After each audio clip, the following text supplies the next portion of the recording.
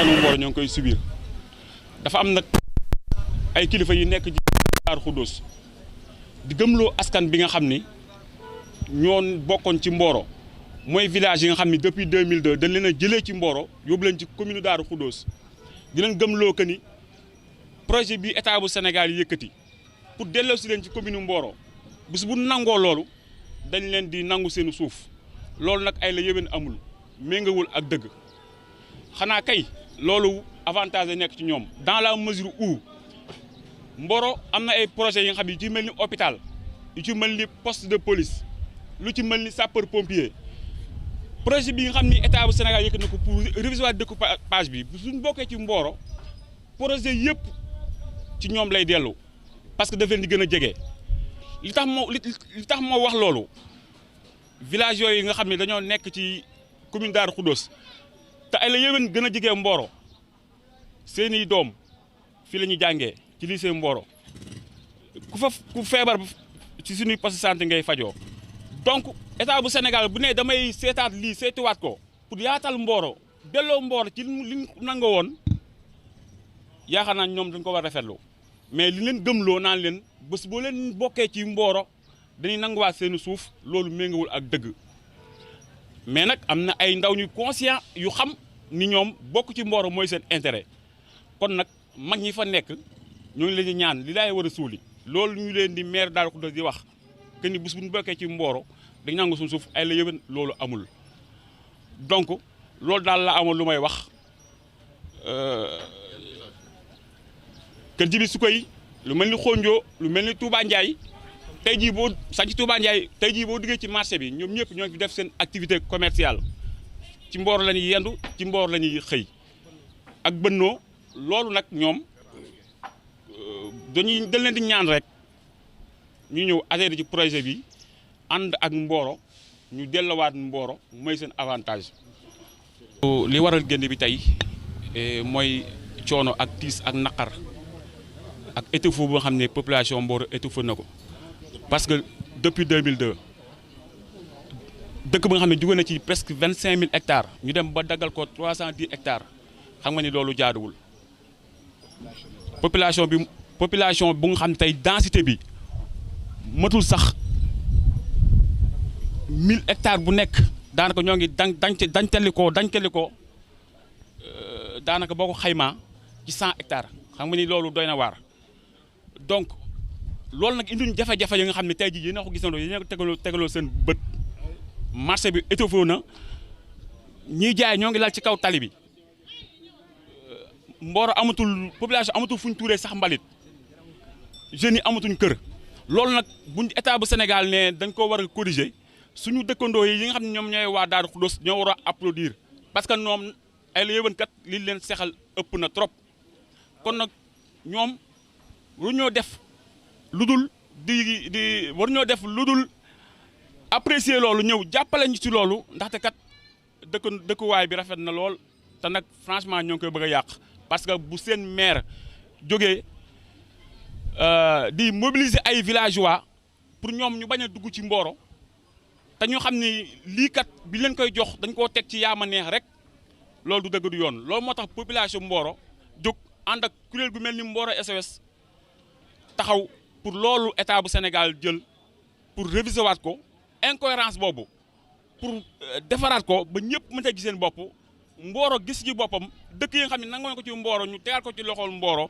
loolu ñëpp ci war a ànd rafetlu ko moo xam autorité politique nga mais mbir mi nag wax dëgg yàlla ñoo ngi koy bëgg a politiquer te affaire politique ñun lu ñu yàggee xeex la ndaxte boo leen fàttalikoo dafa nañ fi benn marche bu mag a mag suñu premier point ci mémorandum bi ñu déposé woon le sous-préfet mooy lan ñu daal di réviser waat découpage bi yaatal Mboro ndax Mboro fi mu toll nii dafa xat. tudd Birame Ba dëkk fii ci Mboro sama activité yëpp maa ngi koy defee ci lu ñuy wax commune de Darou te sama su may liggéey ak man paysan la samay tool yëpp ñu ngi ci commune Mboro bi mais ci Darou la nga féetale man mënu ma imaginer sax xanaa booy découpé bu ñu découpage dañ ko diviser par 4 jox Darou 3 yi jox ñu benn bi Darou day génn day ñëw Mboro di jël jur di dellu Darou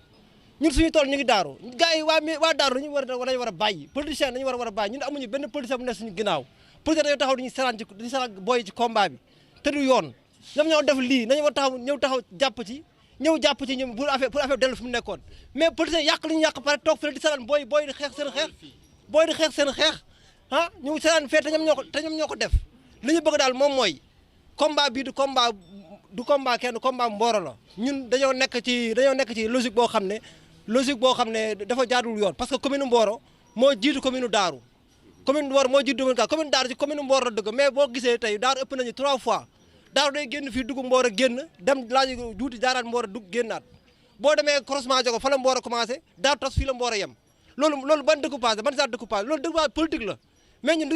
loolu du passé parce que ñun duñ ko nangu dañu taxaw pour que waa politicien nekk Daaru di gëmloon waa Daaru ne waa Mboro bu commune nekkaatee benn dañuy nangu seen tool yi waxuñu dëgg Mboro tey ñun sama tool yëpp ngi Daaru suñu suuf yëpp ngi foofu dañoo bëgg commune nekkaat benn boobu bu ñu nekkaat tamit ñu teg ko ci yoon jëm ko séddale yoon mais affaire politiciens yi lañu war a bàyyi xam ne Mboro du loolu moo koy defar politiciens yi nañ ñëw jéem a xam ne lii intérêt Mboro moo taxaw du intérêt Mboro SCS du intérêt kenn man béykat laa bu jaar fii donc damay jàll yaa ngi ne man mais lii sama intérêt la moo tax ma taxaw fii jëm ci jël parole pour wax ci sama li ma xam ne mën naa ci xalaat wasalaam. Jaxate man maa ngi bokk ci mouvement ànd defar bu Mboro ñëw di appuyer suñu frères yi nga xamante ne ñoo nekk mouvement Mboro SOS ñoom ñoo woote point de presse bi ñoom lañ ñëw àndal ci liggéey bi. je crois que nag comme li nga xam moom motivé suñu sortie rek moom mooy li nga xamante ne moom la suñu dëkkandoo yi nekk dans la commune de Darou def mooy loo xamante ni dañoo jàpp ne ñun jaxase la boo xamante ni dañ ko bëgg indi ci diggante ñaari communes yi dañu jàpp ne loolu du li nga xam ne moom motivé suñu combat. bu ñu seetloo ne commune de Mboro biñ ko découpé depuis 2002 ba léegi mosuñu leen a dégg ñu wax ci mbir mi buñ ci jógee rek autorité ñoom ñoo ci njëkk a wax bi ñu commencé liggéey bi tamit dañoo ànd ak ñoom ak commune Darou Khoudoss ci liggéey bi ñu tolloo ba nga xamante ne ñoo topp ci pandaw bi ci la ñu gis ñoom ñu génn nag di wax loo xamante ne méngoowul ak waxtaan bi amoon ndax dañ ne rek bu ñu kilifa gi dee wax fii ak génnewul këyit rek ñun amaguñ lu ñu wax mais bi ñu génnee wax na dañoo wax ne dañoo waxloo suñu ay dëkkandoo yoo xam ne ñu ngi nekkoon ci commune Mboro ñu génn ci communauté rurale du Mboro ñu génn leen yóbbu leen ci communauté rurale Darou Khoudoss avant ñu koy def communalisation intégrale bi léegi nag ñooñu ñu waxloo leen ba ñu wax ci loo xamante ñoom xamuñu ko loolu moom motivé tey sorti waa Mboro ñuy wax na ñun on est pour le redécoupage redécoupage bi nag ba fi ñuy toll nii ñun mën naguñoo xam fan ak fan la mais ànd nañ ci defaraat bi ndaxte defaraat bi li ko waral moom mooy dañoo gis ne incohérence dafa am boo xamante ne jarul ngay sax am xam-xam pour xam ko ndaxte dëkk bu dee da nga fay jaar jóge ci dëkk traverse ba mu jeex demaat ci dëkk te nekk ci benn dëkk bi vraiment ñun daf ñu jaaxal te jaaxal na képp koo xamante ne mus ngaa dugg Mboro génn ko li koy firndeel moom mooy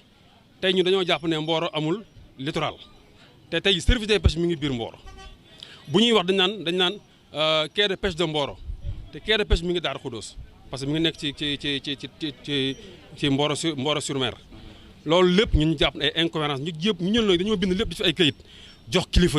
kilifa yi ñoo war a xool li méngoo ak jamono li méngoo ak acte 3 de la décentralisation pour ñu corriger waat parce que acte 2 bi moo indi woon incohérence bi ndax acte 2 bi dafa am lu mu wax ni ku nekk ci commune am na loo xamante ne mënoo koo moomee mais bu ñu demee ba communalisation intégrale am ñëpp nekk ay commune yaakaar naa ni war nañ ñoo defaraat ñun ci loolu la ñuy woo ñiy wax loo nag ñi nga xamante dañu leen wax dañuy wax xamuñu ko vraiment rek ñoom lañ bëgg a xamal ne Mboro ñëwul pour laaj lu mu moomul ndaxte tey lépp lu ñuy joxaat rek ci ñun la jóge woon kon dañuy wax ne Mboro amul lu muy ñaani Mboro day wax ñu delloo ko lenn ci liñ jëloon ci moom loolu rek mooy wax ji du maanaam du jëli yëfi jàmbur mais jël lenn ci liñ jëloon ci moom loolu moom moo indi wax ji yaakaar naa li nit ñuy wax yëpp loolu rek moom moo ci am solo ñu ngi rafetlu. Je m'appelle Ndiaga Ndiaye et je suis également membre de la plateforme Mboro SOS. Nous avons tenu ce point de presse aujourd'hui pour d'abord encourager le projet d'extension de la commune de Mboro qui est en circuit parce que nous pensons qu'il est quand même temps de doter Mboro également de sa superficie qu'elle mérite. Voilà maintenant un peu près de 20 ans que la commune a été dépossédée de l'essentiel de ses ressources foncières. Le découpage qui a fait que Mboro a perdu sa quasi-totalité de sa superficie date de 2002. Nous avons estimé qu'en 2013, avec l'acte 3 de la décentralisation, l'État qui a également promis de corriger l'ensemble des incohérences territoriales qui ont été notées précédemment vont être corrigées. Nous pensons que Mboro est l'une des communes les plus touchées par rapport à cette incohérence-là et qu'il est quand même temps de réparer. Maintenant, comme l'a dit Mamor, il se trouve que depuis quelques jours, les gens se sont levés au niveau de la commune de Darou Khoudoss pour dire qu'ils s'opposent à ce projet-là. Nous estimons que c'est des gens qui ont été quand même activés, c'est une sortie qui a été commanditée par des acteurs politiques pour empêcher cette volonté de l'État de corriger l'incohérence territoriale qui nous a fait subir depuis pas mal d'années. Ces localités qui seraient un jour peut-être réintégrées dans la commune de Mboro se trouvent être les localités de Khondjo. Il y a également Kër Djibisouké, Touba Ndiaye, Bonno et pourquoi pas également Kër Alagay. C'est des localités qui sont beaucoup plus proches de Mboro, qui doivent également circuler au moins sur 3 km pour passer par Mboro et aller vers Darou Khoudoss. C'est des gens qui font l'essentiel des activités au niveau de Mboro, que ce soit les provisions pour faire des achats au niveau du marché, ils viennent ici à Mboro. Pour également aller à l'école, c'est des gens qui sont également inscrits dans les écoles qui sont ici à la commune de Mboro. Même pour également se faire soigner, c'est des gens qui viennent à Mboro. Donc nous estimons que sur les faits, c'est des gens qui se considèrent comme des Mborois. Mais sur le papier, effectivement, ils appartiennent à la commune de Darou Khoudoss. Donc c'est des gens qui également soutiennent cette initiative-là. Là, je vous le dis parce que nous on échange un peu quand même souvent avec ces gens-là. Et ils pensent qu'il est quand même temps de corriger cette incohérence territoriale. Imaginez-vous, depuis 2002, Mboro n'a qu'une superficie de 310 hectares. À peu près. Ce n'est même pas 310 hectares, c'est à peu près. Je dis bien, ça je le tiens du plan d'investissement communal qui a été publié en 2006 et 2008. Donc ce plan fait que Mboro n'a même pas 310 hectares. Imaginez-vous, c'était 310 hectares. Absolument. Pour une communauté rurale qui comptait au moins un peu plus de 25 000 hectares. De 25 000 hectares, Mboro aujourd'hui n'a qu'une pauvre superficie de 300 hectares. Nous pensons qu'il est quand même temps. Et nous estimons également que le sous-préfet, avec qui nous travaillons sur ce dossier également, qui est en train de le piloter avec la hiérarchie, notamment le préfet, c'est des gens également qui ont compris qu'il est quand même temps d'aider Mboro à souffler un peu. Parce que pour que Mboro puisse également développer, pour répondre à ces objectifs de développement, Mboro doit impérativement disposer de plus d'espace. Non pas pour s'accaparer des terres de ces populations-là ou bien de leurs champs, mais plutôt pour également ériger des infrastructures sociales de base qui vont d'abord profiter à ces populations-là. Imaginez-vous, quand vous mettez une brigade de sapeurs-pompiers vers la localité de Khondjo, mais ce sont des gens-là qui vont en bénéficier le plus. Si vous mettez également à la disposition un stade ou bien un hôpital, également c'est des infrastructures qui vont également être beaucoup plus proches de ces gens-là que de nous. Donc c'est des gens qui se retrouvent également dans ce projet-là et qui sont en train également de le soutenir. Et très bientôt également, nous pensons pouvoir organiser une rencontre avec ces populations pour qu'ensemble également nous puissions de la même voie porter cette préoccupation qui nous tient à cœur. Imaginez-vous, là nous avons la seule voie publique à Mboro. C'est la seule route goudronnée que nous avons. Vous voyez comment elle est exiguë. Imaginez donc qu'une zone qui avait une vocation strictement maraîchère ne puisse pas trouver un marché moderne du fait qu'également il n'y a plus de réserve foncière au niveau de la commune. Absolument. Vous vous rappelez, il y a un peu plus d'1 an, on avait fait une marche. Et le premier point sur lequel on avait quand même insisté, c'était la nécessité d'aller vers un nouveau découpage pour la commune de Mboro. Et ce projet-là qui est actuellement en cours et que nous l'encourageons. Nous pensons que l'État doit même mettre un peu l'accélérateur, le pied sur l'accélérateur pour que Mboro puisse quand même enfin avoir son espace qui lui permette quand même de répondre à ses perspectives de développement économique.